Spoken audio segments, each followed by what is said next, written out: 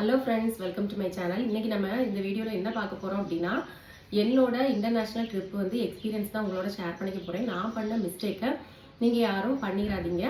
ஏன்னா நான் வந்து ஃபஸ்ட் டைம் வந்து இன்டர்நேஷ்னல் ஃப்ளைட்டில் வந்திருக்கேன். அது வந்து எனக்கு தெரியலை. ஃபஸ்ட்டு நம்ம எந்தெந்த லக்கேஜ் எதில் பேக் பண்ணணும் ஒன்றுமே தெரியலை. நம்ம மசாலா ஐட்டம் எதுவுமே ஹேண்ட் லக்கேஜில் எடுத்துகிட்டு போகக்கூடாது. ஃபஸ்ட்டு அது எனக்கு தெரியாமல் நான் வந்து மசாலா நிறைய வந்து ஹேண்ட் லக்கேஜில் வச்சுட்டேன்.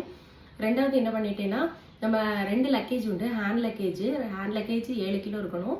அப்புறம் பார்த்தீங்கன்னா நம்மளோட செக்இன் லக்கேஜ் உண்டு. அந்த லக்கேஜ் வந்து பார்த்தீங்கன்னா ஒவ்வொரு ஃப்ளைட்டுக்கும் ஏற்றாப்புல மாறும். நான் வந்து ஃப்ளைட்டில் வந்து 23 கேஜி வந்து செக்இன் லக்கேஜில் இருந்துச்சு.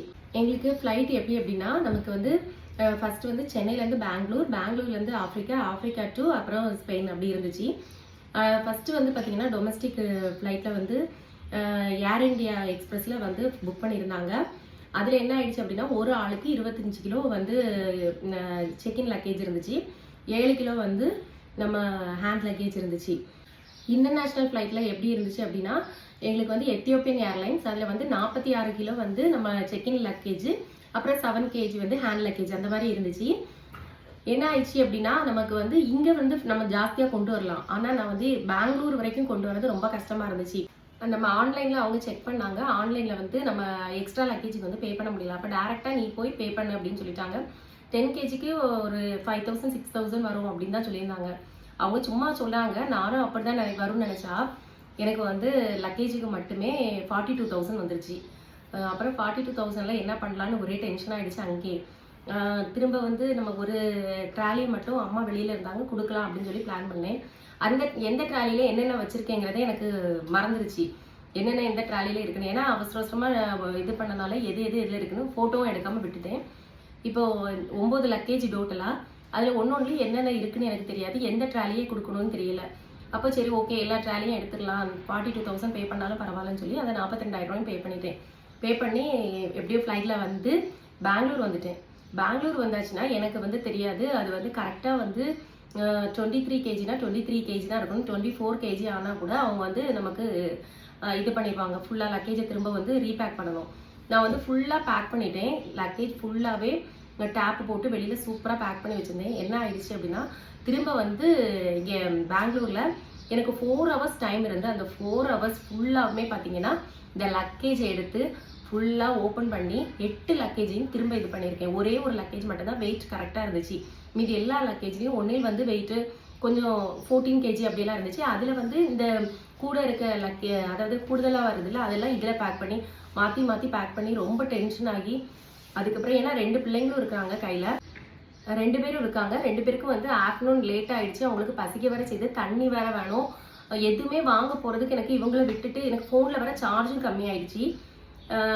சார்ஜும் போடணும், சாப்பாடும் பிள்ளைங்களுக்கு வாங்கி கொடுக்கணும். இந்த லக்கேஜும் ஃப்ளைட்டுக்கு வர டைம் ஆகிட்டு இருக்கு. லக்கேஜும் வந்து என்ன பண்ணணும் அப்படின்னா, பேக் பண்ணி நம்ம கரெக்டாக வெயிட் பார்க்கணும். லக்கேஜ் வந்து நான் பேக் பண்ணது ஒரு இடம், வெயிட் செக் பண்ணுறது வந்து கொஞ்சம் தூரத்தில் போய் இது பண்ணணும்.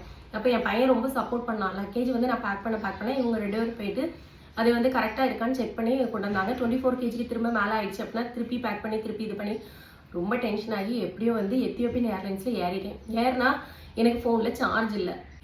ஃபோன் பேச முடியாது, யாருக்கும் எதுவும் கேட்க முடியாது. ஃபஸ்ட்டு ட்ரிப்பு எனக்கு எதுவுமே தெரியாது.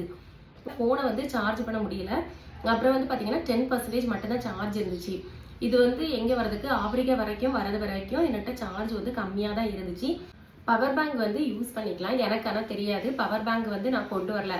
ஒருவேளை ஃப்ளைட்டில் வந்து பவர் பேங்க் கொண்டு போகக்கூடாதோ அப்படின்னு நினச்சிட்டு பவர் பேங்க் எடுத்துகிட்டு வரல. ஆனால் வந்து எனக்கு ஃபோன் ஃபுல்லாக சார்ஜ் கம்மியாயிடுச்சு. அப்புறம் ஆப்பிரிக்காவில் எப்படியே இறங்கி ஃபோனை சார்ஜ் போட்டுட்டு நான் வந்து இவங்கள்ட்ட கால் பண்ணி ஹஸ்பண்டை வந்துட்டேன் அப்படின்னு சொன்னேன். அப்போ வந்து எனக்கு ஃபோனில் நெட்வொர்க் இருந்துச்சு.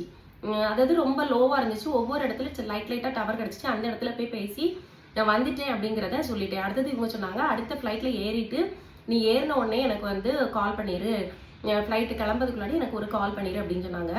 அங்கே வந்து செக்இன் பண்ணணும். பண்ணிவிட்டு அடுத்து நீ ஒரு கால் மட்டும் பண்ணிடு அப்படின்னு.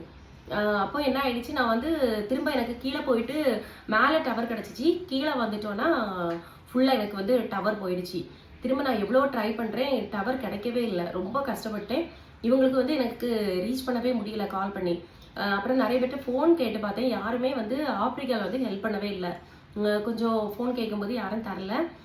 அப்புறம் வந்து என்ன ஆயிடுச்சு, நான் ஃப்ளைட் ஏறி கொஞ்சம் உட்காந்து பார்த்தேன். எனக்கு டவர் வருமானு வரவே இல்லை ஃபோனில்.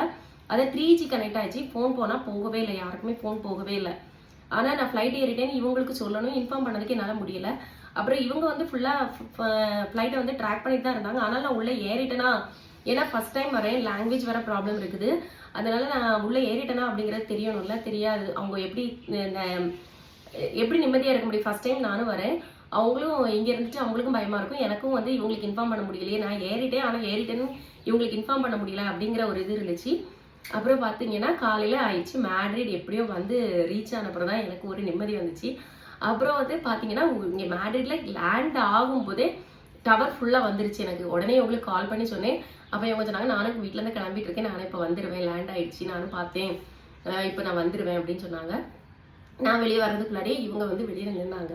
அப்புறம் இன்னொரு மிஸ்டேக் என்ன பண்ணிட்டேன் அப்படின்னா, நம்மளோட பாஸ்போர்ட்ல வந்து எனக்கு சிப் இருக்கு. அந்த சிப் இருக்கனால என்ன பண்ணிட்டாங்கன்னா, எனக்கு அங்கேருந்து இமிகிரேஷன் முடிஞ்சிச்சு பெங்களூர்லேருந்து. இங்கே இமிகிரேஷன் வந்து பண்ணும்போது எனக்கு சீல் அடிக்காமல் விட்டுட்டாங்க. எனக்கும் தெரியாது. நான் இங்கே வந்துட்டேன். இப்போ இங்கே உள்ள எண்ணெய் கார்டு வாங்கணும். அப்போ வந்து என்ன ஆயிடுச்சுன்னா, எனக்கு அந்த பாஸ்போர்ட்டில் அந்த சீல் இல்லை, எங்கள் 3 பேருக்குமே இல்லை. ஏன்னா என் ஹஸ்பண்டுக்கு இருக்கு, எனக்கு எங்கள் 3 பேருக்கும் இல்லை. இப்போ திரும்ப அப்புறம் வந்து நேற்று வந்து பாஸ்போர்ட் ஆஃபீஸ்க்கு போயிட்டு திரும்ப போலீஸ் பார்த்து ஒரு சர்டிஃபிகேட் வாங்கிட்டு வந்திருக்கேன். இனி அதுக்கப்புறம் தான் எண்ணெய் கார்டு வாங்கணும். இந்த மாதிரி நீங்கள் மிஸ்டேக் எல்லாம் பண்ணாதீங்க. எமிகிரேஷன் பண்ணாமல் வெளியே வராதிங்க. வெளியே வந்தீங்க அப்படின்னா அடுத்தது வந்து உங்களுக்கு எண்ணெய் கார்டெல்லாம் வாங்கணும் அப்படின்னா கொஞ்சம் கஷ்டம். பார்த்துக்கோங்க. நான் பண்ண மிஸ்டேக் எல்லாம் நீங்கள் பண்ணாதீங்க.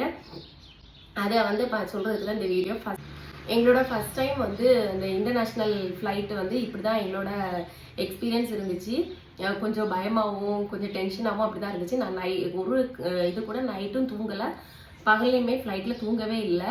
ஏன்னா எனக்கு டென்ஷன், எப்படா வந்து மேட்ரிட் எப்போ ரீச் ஆகும் அப்படிங்கிற ஒரு டென்ஷன்லேயே தூங்கவே இல்லை. அப்படியே வந்துட்டோம். ஆனால் எனக்கு ஃப்ளைட்டில் வந்து ஹெட் ஏக் அதெல்லாம் இருந்துச்சு அப்படின்னா அப்படியெல்லாம் எதுவுமே இல்லை, நார்மலாக தான் இருந்துச்சு. ஆனால் என்னன்னா நிறைய தண்ணி குடிக்கிறதுனால லைட்டாக தலைவலி இருந்துச்சு. எல்லாமே நார்மலாக தான் இருந்துச்சு. ரொம்ப ஹாப்பியாக இருந்துச்சு. இங்கே வந்தோன்னே ரொம்ப ஹாப்பியாக இருந்துச்சு.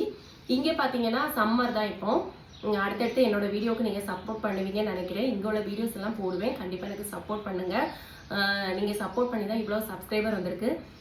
ரொம்ப ரொம்ப ரொம்ப தேங்க்ஸ் உங்கள் எல்லாருக்குமே. இந்தியாவில் எனக்கு எப்படி சப்போர்ட் பண்ணீங்களோ அதே மாதிரி இங்கே உள்ள வீடியோஸ்க்கும் நீங்கள் சப்போர்ட் பண்ணுவீங்க அப்படின்னு நினைக்கிறேன். நெக்ஸ்ட் ஒரு சூப்பரான வீடியோவில் உங்களை மீட் பண்ணுறேன். தேங்க்ஸ் ஃபார் வாட்சிங். பாய்.